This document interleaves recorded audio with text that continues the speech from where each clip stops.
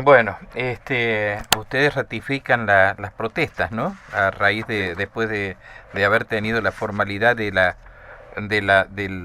ofrecimiento gubernamental. Sí, ratificamos el paro de 48 horas que estaba convocado desde la Federación Conado Histórica para esta semana, para los días jueves y viernes, en el marco donde también estaremos analizando en asamblea, en el marco de este rechazo de la oferta realizada de ayer, la continuidad del plan de lucha en las próximas semanas, porque tenemos una instancia nacional la semana que viene,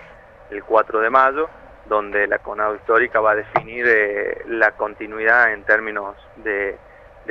medidas de fuerza, obviamente en un marco como vos lo describías, donde era esperable desde comienzo de año, por eso firmemente la Conado Histórica y ADU salieron a rechazar la imposición o el intento de imposición de un techo salarial del 15%,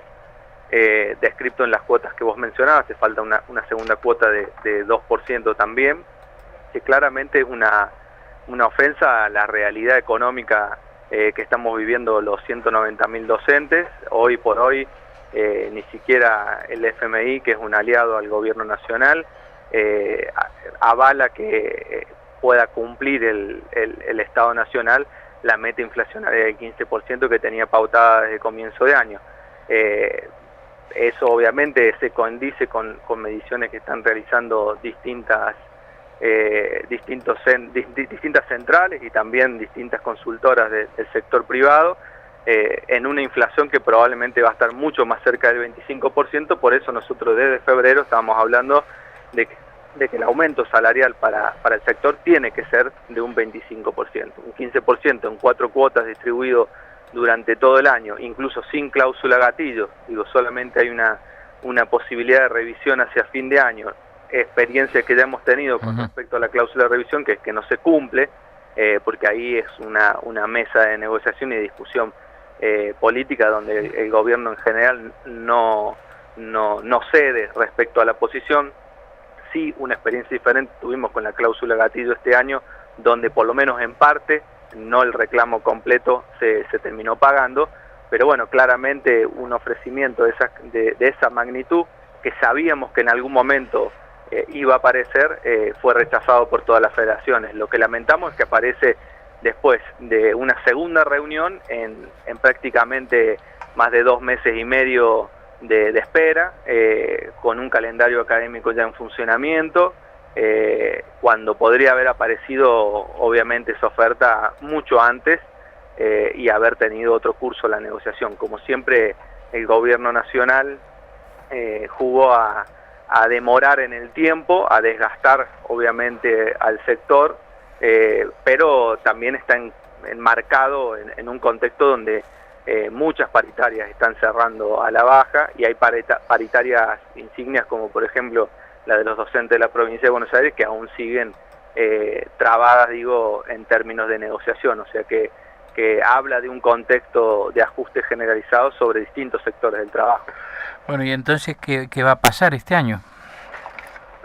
Yo creo que vamos, si así lo podemos seguir impulsando de las federaciones, a un plan de lucha en continuidad,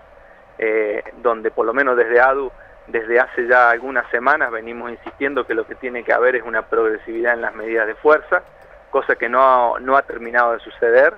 Creemos que tenemos que movilizar al conjunto del sector docente y del sector estudiantil, porque lo que se está viviendo más allá de lo salarial es una situación presupuestaria bastante delicada. Digo, oficialmente ya hace semanas estamos discutiendo que hay un recorte ya anunciado por el gobierno, avalado por el SIN, o sea, por los rectores de las universidades nacionales, de 3.000 millones de pesos. En muchas universidades lo que está habiendo es paralización de las obras de infraestructura que venían funcionando de años anteriores. En ese contexto, claramente, la emergencia dentro de las universidades afecta no solamente a lo salarial en términos de los docentes, sino también en condiciones de estudio para los estudiantes. Es lo que nosotros creemos que tiene que tener como orientación un plan de lucha, cierta gradualidad y progresividad en las medidas de fuerza. Esperemos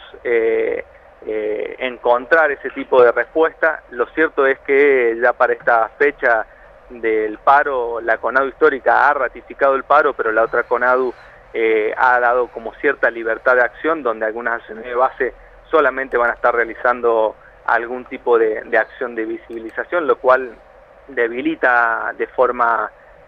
fuerte, digo, el plan de lucha, y creo que va a ser una negociación larga. Digo, si uno toma la experiencia de los otros sectores que no están cerrando paritaria, va a ser claramente una negociación larga en el tiempo. Pero el otro gremio, CIDIU, ayer emitió un comunicado diciendo que participa de las jornadas nacionales de lucha de esta semana. Pero una cosa son las jornadas de lucha y otra cosa son los paros total de actividades. Una cosa es una jornada de lucha con clases públicas o distintas actividades, y otra cosa son los paros total de actividades con distintas acciones de visibilización. Lo digo porque la necesidad de unificar un plan de lucha, incluso donde está pautada una marcha conjunta hacia mediados de mayo, sería importante, digo, una demostración, pero no solamente del conjunto de la docencia, insisto, del conjunto del movimiento estudiantil también, porque lo que hay ya en este contexto y de forma muy marcada es un ataque a la educación pública en términos de presupuesto, con afectación de algunos ítems muy delicados como son los de funcionamiento y los de infraestructura. Entonces, en ese sentido es que tenemos vocación de poder organizar un plan de lucha unificado, pero con cierta magnitud, porque va a ser de la única forma que podemos revertir, aunque sea en parte, una situación, insisto, de ajuste generalizado, si uno toma en cuenta las distintas paritarias que se están definiendo. Digo, hace algunas semanas el sector no docente, digo, cerró, la Federación de los no docentes cerraron un acuerdo muy similar, de 15% en 4 cuotas, que claramente va a dejar por debajo de los índices de inflación a los trabajadores no docentes de las distintas universidades. Digo, y ahí claramente hay una renuncia por parte de una conducción, digo, de una federación, en el marco o en el detrimento o en función de un detrimento de un sector del trabajo importante de las universidades nacionales. Ahora, ¿qué está pasando si hay gremios que toman esas actitudes, por ejemplo, estas que estás describiendo, criticando? ¿Qué está pasando, digamos, entre los trabajadores? ¿Qué está pasando, por ejemplo, en el sector docente? Con esto yo creo que estas noticias, esta información sobre estas actualizaciones, lo menos que han de producir debe ser fastidio, ¿no? Porque molesta, pero digamos, ¿hay decisión de realmente de parar, o hay como una resignación a aceptar la situación como está? Bueno, me parece que habría que analizar situación por situación. En el caso de los docentes y en el caso de San Luis, la experiencia que hemos tenido este año ha sido, digo, en el marco de un plan de lucha mucho más o de menor envergadura que el del año pasado, digo, en términos incluso de cantidad de paro, ha sido muy fuerte. Digo, nosotros los paros que hemos medido aquí en San Luis han sido fuertes. Yo creo que lo que todavía goza lamentablemente el gobierno nacional es de cierto aire en cierto sector de la sociedad, lo cual habilita a que los niveles de conflictividad tarden en producirse. Digo, lo que nosotros vivimos hacia fin de año, digo, sacando el tema de la cuestión salarial, pero que está conectado con lo salarial, que fue la reforma jubilatoria, y el nivel de movilización, se fue construyendo en el marco de una serie de niveles de descontento que fueron creciendo. Yo creo que hay que analizar que el gobierno todavía tiene cierto aire, y además hay ciertas burocracias sindicales, y eso hay que decirlo porque ha sucedido, digo, históricamente, ¿no? Digo, no es novedoso. Hay ciertas burocracias sindicales que juegan el juego del gobierno en detrimento de la movilización del sector, digo. Entonces, cuando no se traza un plan de lucha con una orientación unificada, con una orientación progresiva en cuanto a las medidas de fuerza, colmándolo de contenido y discusión con el sector estudiantil y con todos los docentes,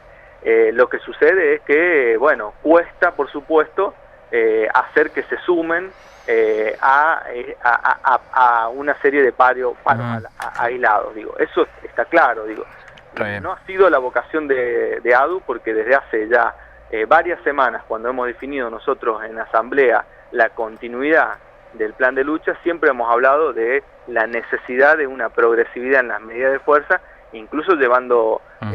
ya hace varias semanas la necesidad de tener una semana de paro con distintas acciones de visibilización, como se realizó el año pasado, que incluso en ese marco se pudieron sacar más de 100 clases públicas en Buenos Aires, a la calle, digo, con cierto nivel de visibilización. Bueno, todo eso no se ha podido construir, no se ha podido construir de manera unificada todavía, y bueno, el gobierno el gobierno le da aire y le permite hacer 2 reuniones paritarias a lo largo de 2 meses y medio, y recién en la segunda ofrecer lo que es el techo salarial. Bueno, y en concreto ustedes ahora sí ratifican que jueves y viernes hacen paro. Nosotros ratificamos que tenemos paro de 48 horas y vamos a una serie de asambleas que empiezan en el día de hoy para tener mandato para la semana que viene, para la continuidad del plan de lucha, que insistimos, creemos que tiene que ser de forma progresiva en función de los resultados de la paritaria salarial. Gracias por atenderme, buen día. Gracias, Mario, un saludo. Buen día. Ernesto Elorza, secretario general de la Asociación de Docentes Universitarios, estuvo esta mañana aquí en Nada Secreto en Radio Universidad.